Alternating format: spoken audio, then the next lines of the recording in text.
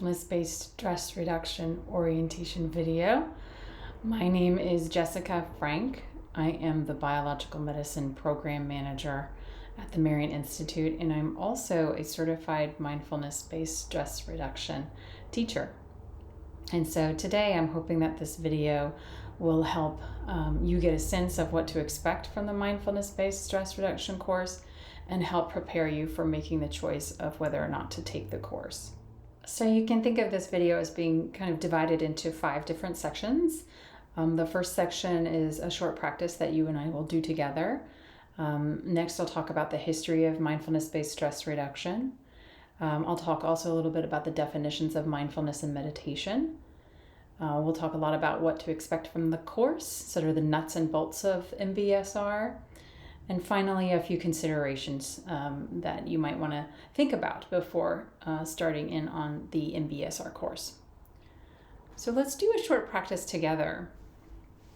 No matter what sort of posture you're in, if you're sitting, standing, lying down, whatever it happens to be, you might simply let your eyes close or let your gaze soften. And sort of just perhaps listening to the sound of my voice and not necessarily focusing on one thing in particular.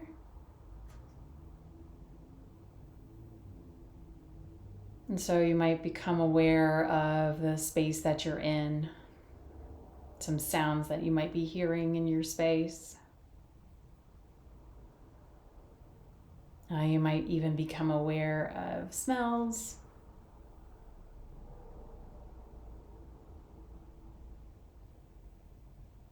And you might also be aware of your body in the position it's in or the posture.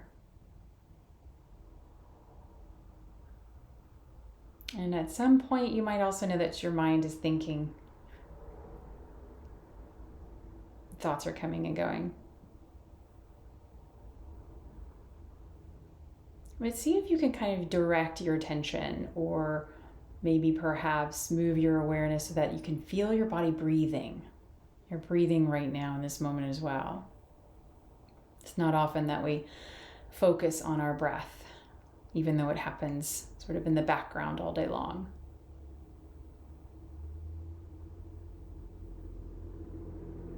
And it's fine to maybe sense the breath in the span of the chest.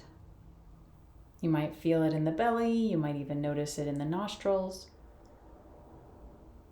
So just right now, in this moment, right here, focusing on the breath.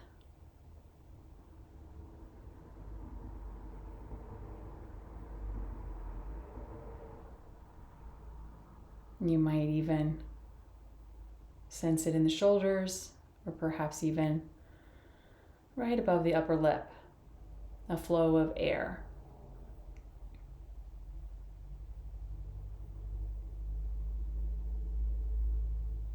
And you might also now notice that the mind has wandered again, which is fine. That is simply what the mind does. All brains think.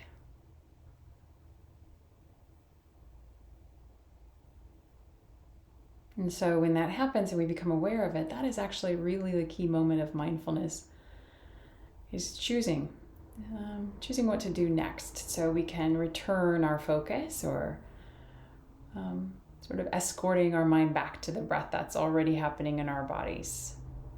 The one that you feel right now. The one that you feel right now.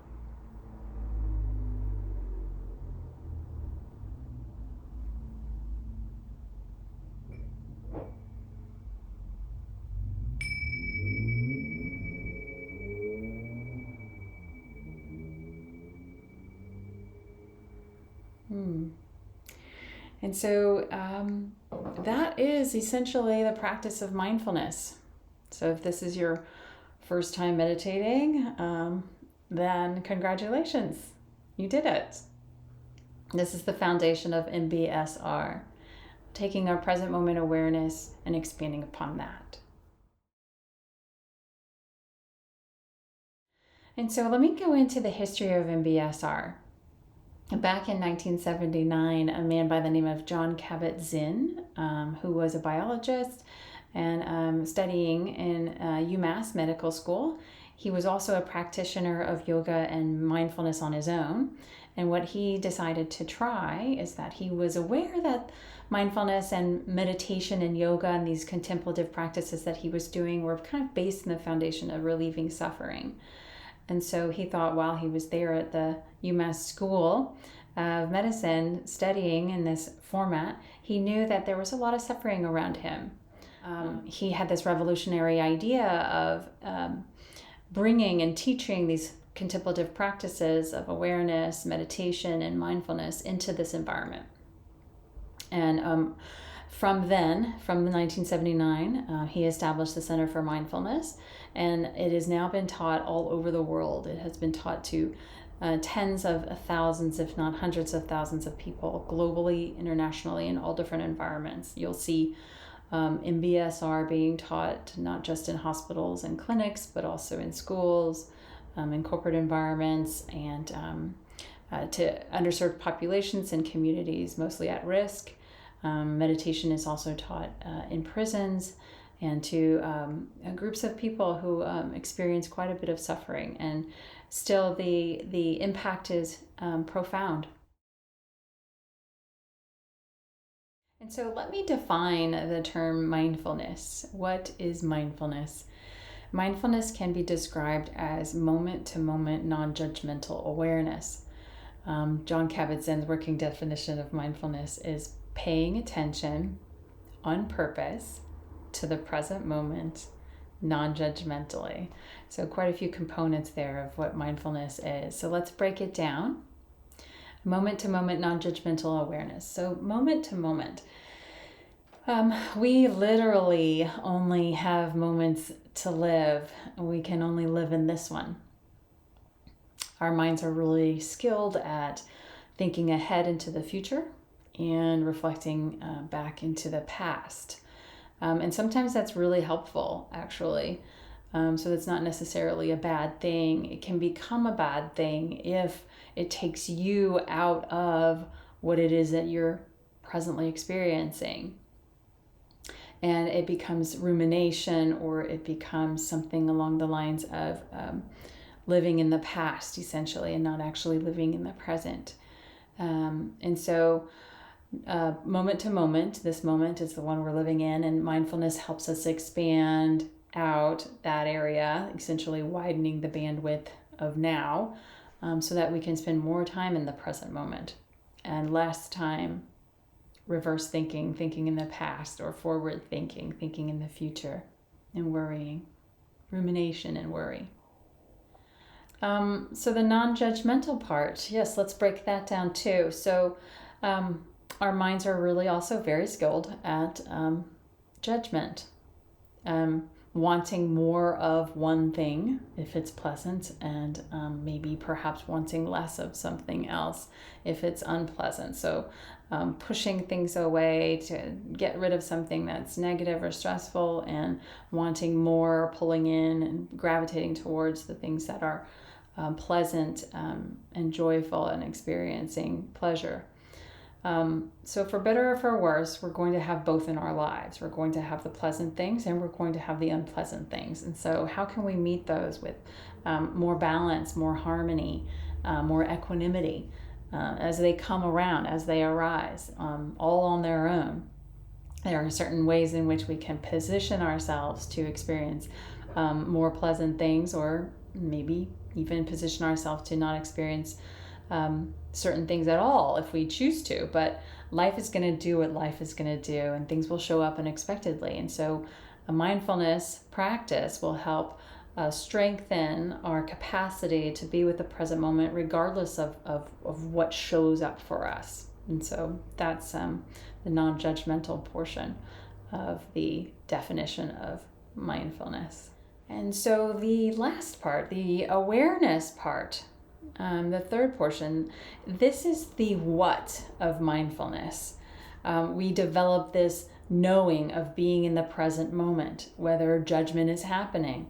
The foundation of mindfulness is this cultivation of awareness, to see what's actually here, what's actually happening, Not the what we think should happen or the thing that we wish doesn't happen, but simply the actual experience of the present moment, the what is truly here for us right now.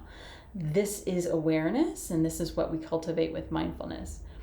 So again, just to revisit the definition of mindfulness: paying attention on purpose in the present moment, non-judgmentally, or simply put, moment to moment, non-judgmental awareness. And it sounds simple, and it is. It's simple in theory, but it can be difficult in practice. And so having simple but not easy be a mantra kind of is the underpinning of MBSR, simple but not easy. So that is why courses like this and programs like this exist.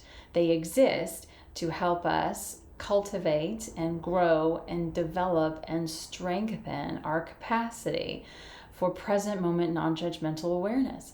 It simply is difficult, especially in our culture today of distraction, of technology, of the attention economy. All of these things detract from this innate capacity for present moment awareness. And so we need help. We might need some help practicing this, and that is what MBSR does. So the next part of our defining mindfulness is to define mindfulness versus meditation. Meditation is the practice. It's the means by which we become mindful. You can think of that as perhaps similar to lifting weights in order to become more physically fit. So the goal is physical fitness, and so the means to achieve that goal is through lifting weights or exercise or running or something like that. So this is the way we cultivate present moment awareness in MBSR. So mindfulness meditation, you'll see those two words and hear those two words put together, mindfulness meditation. It is the type of meditation that we practice in MBSR in order to strengthen and deepen our capacity to be mindful.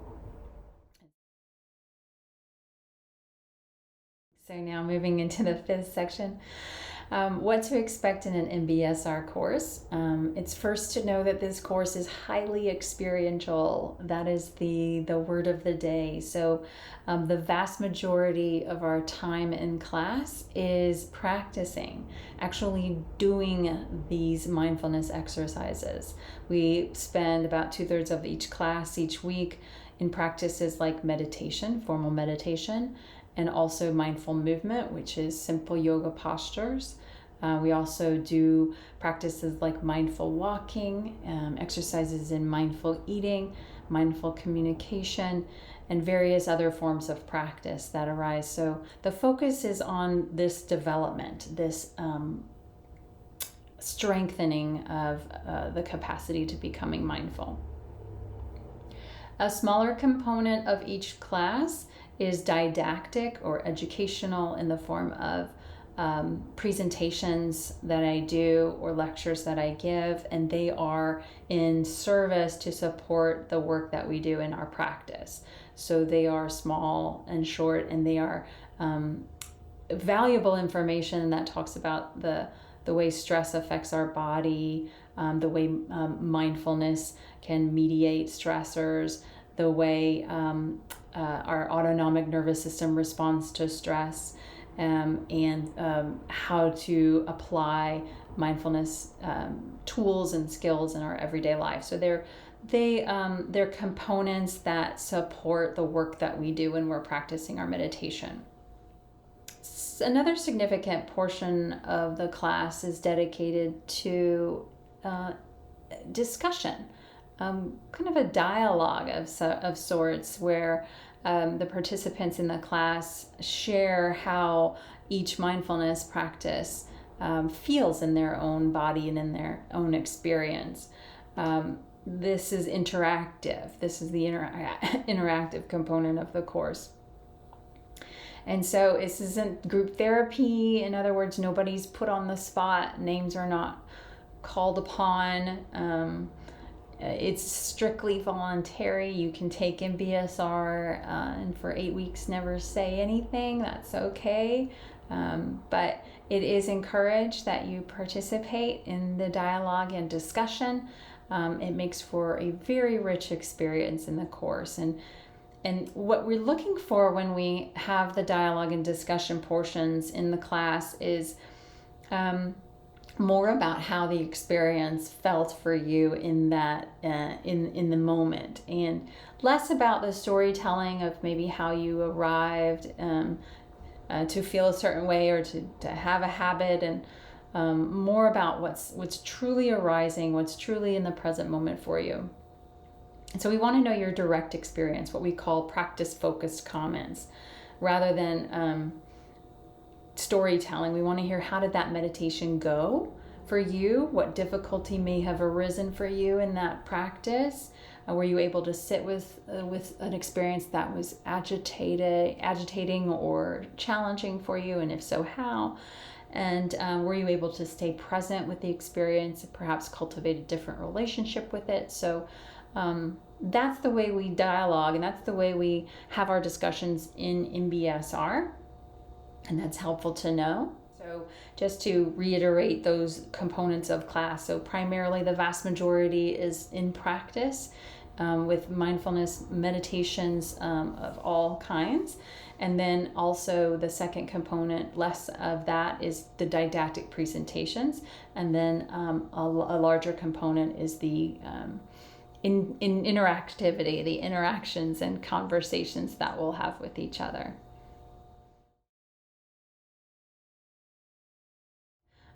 The course is 8 sessions long, plus 1 day of retreat-style practice called the All Day, and that's held mostly in silence.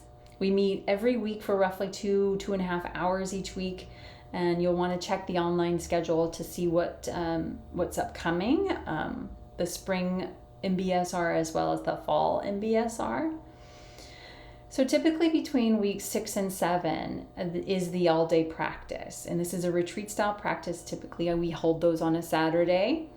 And it is a way that you can apply all of the various practices that we learn throughout up to that week 6, and really combine them and practice them in one continuous way. It is often referred to as a gift for those who have completed it. Daunting at first, intimidating at first, but then once it's over, a real treat, a real gift. It's not often that we can set aside all of our to-dos and roles for an entire day and simply listen to our bodies continuously, listen to our hearts and listen to our minds. So it can be approached as kind of an oasis in the middle of your busy life, where you don't have to take care of anyone else but yourself. Another aspect of MBSR that's quite important is the work that you do on your own. So I'm sure you've read all about the studies of mindfulness-based stress reduction and MBSR having powerful effects in helping increase the quality of life, decrease various symptoms and maladaptive behaviors, and generally helping to shift your life in a positive way. And this is based upon people who take this course, but most importantly, how they practice at home, how much time and energy they're investing on their own. And so what happens in between the classes, you weave in the practices that we do weekly. And in this way, we have an at-home component of 4 guided audio recordings, 4 meditations that you listen to. And each meditation, each guided audio recording is 45 minutes in duration. And you'll listen to that once a day and practice. They vary from movement practice. There's 2 movement practices that are 45 minutes in duration. One called a body scan, that's 45 minutes in duration. And another that's a general audio meditation, mindfulness meditation that you can do in any posture. And so these components, this 45 minutes plus a few other practices that we have in the course that's for home practice, those add up to about an average of 45 to 60 minutes each day. And so I recognize that not everybody has a spare 45 minutes to 60 minutes of time lying around on their calendar every day. So we do ask a lot. We do ask a lot. But the reward is there. There's a correlation between the amount of time you put into this course and practice with the amount of benefit that you reap. So there is certainly that to consider. And so it will be difficult. It will be challenging. Things will come up, but it will be worth it. It may be that you set out bound and determined at the very beginning that you're going to practice religiously 45 minutes per day, but then life arises and you might not get to it, or you might only get to 30 minutes, or you might have to piece some practice together from the morning and then piece it together with practice in the evening. And all of that is fine. You might recognize that if you try to attempt to weave this mindfulness practice into your life, and you are noticing these subtle shifts in your life and your relationships, then you're more inclined to want to do it more and more. And little by little, you can find your way into a regular formal practice of mindfulness meditation, and one that works with your schedule. And that's the unique aspect of having this class being led live online, is that you're actually doing it, integrating it into your life while you take the course. And so that's really unique in that way. So that's the content of the course and the nuts and bolts of the course. And in order for you to feel confident in my capabilities, I'd like to share with you my background in mindfulness meditation. In addition to my full-time position here at the Marian Institute as manager of the Biomed program, I began a mindfulness and yoga practice in the mid-2000s, eventually earning a 500-hour training certificate in mindful yoga and meditation from Spirit Rock Meditation Center in 2016. And while I trained at Spirit Rock, I began my path to MBSR facilitation at the UMass Medical Center, Center for Mindfulness at UMass in 2013, and began teaching my first 8-week MBSR course in 2015, fulfilling the teaching requirements by 2018, and becoming a certified teacher through Brown University's Mindfulness Center in 2020. I have taught over 15 courses now at 15 cycles of MBSR. You can know that I have a very strong, dedicated daily mindfulness meditation practice formally, and that I also have a movement practice of my own as well that I do every day. And I have sat on annual or biannual silent retreats every year for the past 10 years. So just know that one cannot teach mindfulness if one is not practicing mindfulness. And so that's a bit about my background. And you'll know also that I am available for you during the time in between our sessions. I am here to support your practice. It's my goal, my desire to help support you in this class. And so feel free to reach out to me if you're struggling, or if you have a challenge that arises during your at-home practice. You'll have access to my email, and you'll have access to my cell phone so that you can reach out to me if you have any questions whatsoever during practice. So know that you're not on your own in between our classes together. You'll know that also your fellow students will also be practicing similar to you on their own as well. And so there's a little bit of that camaraderie that arises from our shared practice together. My goal is to support you as best that I can, and so you don't have to navigate those challenges alone. And if you're not comfortable bringing up something in class, that's great to know that you can bring it up later after class or in between class as well. I also ask that you please reach out to me if you're not able to take a class, if you can't make it. I like to know in advance if you're not going to be there, because I do expect everyone to be there, so it's nice to know if you're not going to be there, and that's fine. If you're going to miss a class unexpectedly, that's okay. Just let me know in advance. If you know at this moment that you cannot take, let's say, 2 out of the 8 classes, you can speak with me one-on-one about that if you'd like. It depends on which classes that you're going to miss, but it might be okay still to take the course It depends. And so meet with me one-on-one to discuss that. Or if you find it might be better just to have that continuity of practice, you might want to wait and take it when you can take all 8 classes. I do my best to send you any relevant content that you may have missed if you do miss a class, but know that each class is not recorded and I'm not able to share the class with you from start to finish, in other words. So you will miss some of it. And so if you're trying now to decide if MBSR is right for you and you're thinking, I don't know if I can meditate, my mind is too busy, that's actually a really good reason to take the course. MBSR teaches us that there's a different way to be with a distracted mind. There is a different way to be with stress. There's a different way to experience grief and loss. There's a different way to experience that which we typically turn away from and typically want less of, and that is mindfulness, and that is how we can be skillful in our experiences and skillful in our communication and essentially show up for the full catastrophe, as Jon Kabat-Zinn famously titled his book Full Catastrophe Living, that this course is based on. So what happens now then? So perhaps you have made up your mind and you'd like to take the course. So navigate over to Marian Institute's website, www.marianinstitute.org.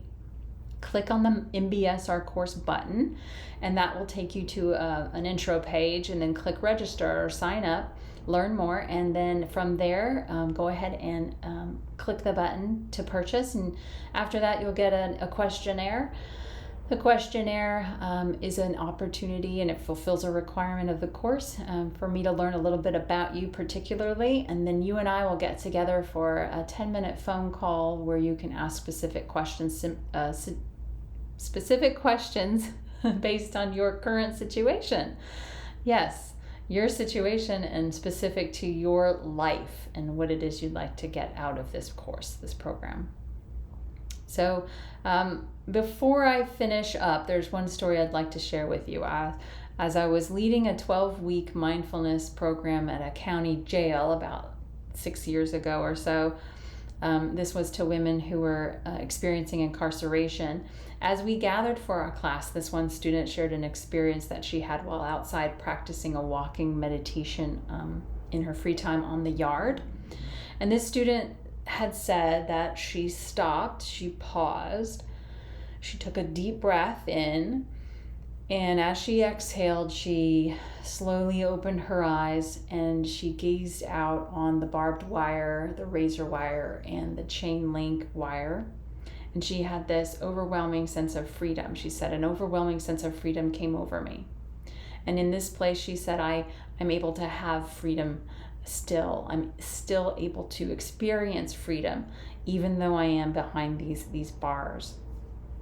And that is a choice. And she said, it's a choice that I make, that I don't have to be imprisoned while I am here. Physically, I might be behind these bars, but mentally and emotionally, I can choose to be free at any time that I want.